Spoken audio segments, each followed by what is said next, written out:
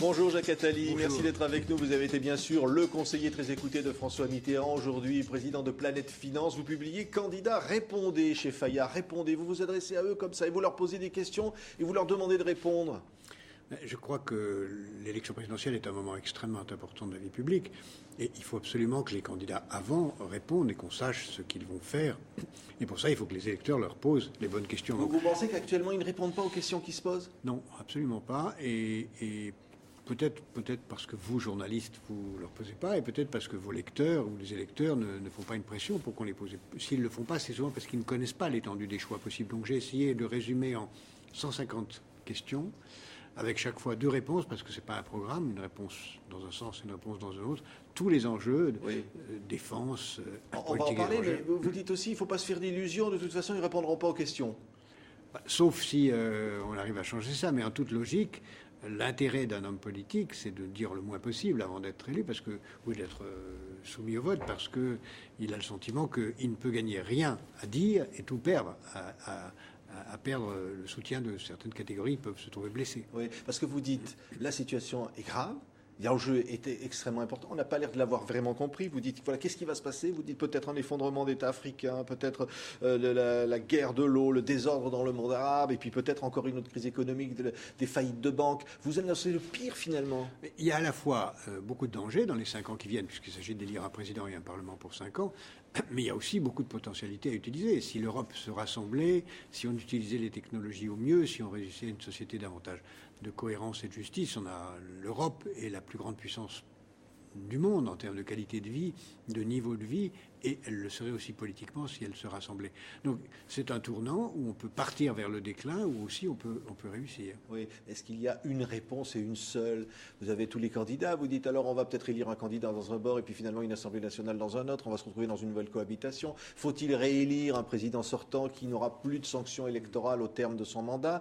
Enfin, évidemment, les Français sont dans une situation cornélienne. Oui, c'est pour ça que j'ai essayé de ramener le débat à des questions de fond. Parce qu'avant de choisir un candidat ou un président, il faut se demander sur quoi on le choisit. Et je pense qu'il faut le choisir sur des sujets de fond. Alors j'ai dit 150 questions, en fait j'en ai sélectionné 15 plus importantes que les autres. Il est très important que les électeurs aient eux-mêmes un avis, donc j'ai essayé de leur donner les moyens de se faire un avis aussi, objectivement que possible sur ces 150 sujets, qu'ils aient un avis. Je pense surtout d'ailleurs aussi aux Français de l'étranger qui souvent n'ont pas d'accès direct autrement que par les livres ou la télévision, de se faire un avis sur les différents sujets, et puis ensuite d'essayer de savoir quel homme politique pense comme eux. Mais vous posez la question, alors faut-il ou non mettre fin à l'euro ? Faut-il un gouvernement d'union nationale ? Faut-il mettre fin au nucléaire ? Faut-il construire de nouveaux sous-marins nucléaires ? Faut-il nationaliser ? Qu'est-ce qu'on fait pour la démographie ? Qu'est-ce qu'on fait pour les nouvelles technologies ? Voilà, les fins de vie, évidemment, dans une population vieillissante. Toutes ces questions-là ne seront pas abordées, vous pensez, dans la campagne ? Ils seront peut-être abordés. J'ai réussi déjà à faire que 5 de ces questions soient déjà posées à 2 candidats. Donc alors, ils ont répondu dans un grand hebdomadaire. Vous êtes satisfait des réponses ? C'est un début. Pour l'instant, j'ai la réponse de 2 candidats à 5 questions sur 150, et des réponses pas toujours complètes et pas toujours précises.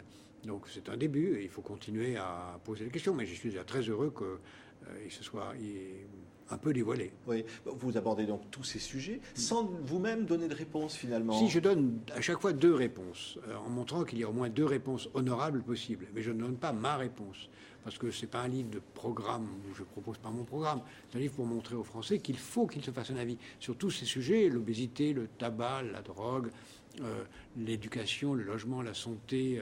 La vitesse sur la route, voilà, toutes tous les questions. Ces sujets, la fin de vie, tous ces sujets, la retraite, etc.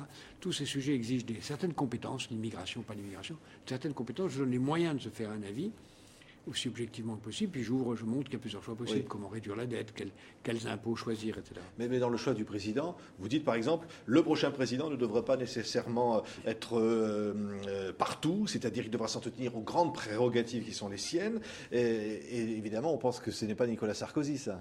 Non, on ne peut pas dire ça, je ne veux pas avoir préjugé d'un soutien de ma part à un candidat, mais la politique étrangère, l'aide au développement, la politique de défense sont des sujets prioritaires d'un président de la République. Or, aujourd'hui, on voit bien que la campagne, elle parle de quoi? Elle parle de petites phrases, elle parle de TVA sociale ou de quotient familial, qui sont des sujets qui ne dépendent pas du président de la République, qui dépendent du Parlement. On en parlera au moment de l'élection parlementaire. Mais les grands sujets, est-ce que la France reste en Afrique? Qu'est-ce qu'elle fait en Chine? Qu'est-ce qu'elle fait avec l'Inde? Où est-ce qu'elle est à l'égard de la francophonie? C'est-à-dire la politique internationale, en gros, on n'en parle pas? On n'en parle pas du tout.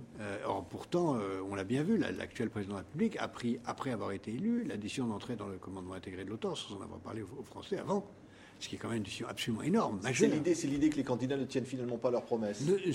S'ils ne tenaient pas leurs promesses, ce serait déjà qu'ils en aient fait. Mais là, leur objectif, c'est de ne pas en faire, de ne parler de rien, de ne rien promettre, d'échapper à tout. C'est-à-dire une sorte de défi démocratique. Oui, tout à fait. Une refondation de la démocratie, c'est ce que vous appelez de vos voeux. D'ailleurs, on le voit bien avec ce qui se joue dans la crise financière en ce moment. N'est-ce pas? La crise financière appelle clairement un pouvoir européen fort. On voit bien que depuis quelques jours, le pouvoir européen fort n'existe pas, mais qu'il y en a un qui est arrivé, qui est la Banque centrale. Et nous sommes en train de passer, et ce n'est pas plus mal comme étape intermédiaire, d'un chaos européen à un fédéralisme technocratique. Le fédéralisme technocratique, c'est le pouvoir entier donné à la Banque centrale, qui fait très bien son travail. Elle a mis l'argent qui va être nécessaire pour avoir un peu de temps. Mais si on n'est pas capable de passer du fédéralisme technocratique au fédéralisme politique, démocratique, alors le système ne tiendra pas et l'Europe va exploser. C'est un abandon finalement de légitimité, c'est un abandon finalement de pouvoir. Exactement. Au lieu de l'abandonner au marché, on l'abandonne à une technocratie et ça ne sera pas mieux. Alors qu'il faut évidemment que le politique reprenne le pouvoir. Est-ce que finalement, si on se dit finalement aucun président ne pourra finalement changer cela, puisqu'il y a une espèce d'ordre mondial des choses qui nous pousse, ça ne pousse pas les extrêmes, ça ne pousse pas Marine Le Pen, ça ne pousse pas finalement le vote sanction, le vote rejet? C'est pas vrai d'abord parce que vous avez raison de poser cette question, mais la France a encore beaucoup de moyens de choisir son destin et sur ces 150 sujets, suivant les choix qui seront faits par le pays, on aura une France complètement différente suivant les choix faits dans 5 ans. Donc on a encore des moyens de choisir sur beaucoup de domaines, l'éducation, la santé, etc. La place de la France. La France est la seule langue dont le nombre de locuteurs va être multiplié par 3. Si on abandonne, nous ne serons rien. Si on développe une politique francophone, la France peut avoir une influence dans le monde considérable, absolument beaucoup plus grande que celle qu'elle a aujourd'hui. Et en particulier avoir des conséquences économiques au service de l'Afrique et du reste du monde en même temps qu'au service de la France. Donc on a encore des outils considérables, sans parler de ce que l'Europe rassemblée a tous les moyens d'être la première puissance du monde. Oui. Un mot quand même, parce qu'on élit un homme ou une femme, c'est-à-dire une personnalité, c'est peut-être d'ailleurs trompeur, ou plutôt qu'un programme. Ah oui. Est-ce que vous avez aujourd'hui dans cette campagne des gens, vous avez évidemment travaillé avec François Mitterrand si longtemps, est-ce que vous avez aujourd'hui des charismes, des poids politiques? Est-ce que ça manque pas aussi? François Hollande a été mon assistant, donc je le connais très bien. Nicolas Sarkozy est un ami que je connais très bien, pour qui je n'ai pas voté la dernière fois, mais c'est n'empêche des hommes respectables. On ne peut pas dire qu'on soit au règne des géants, ça c'est clair.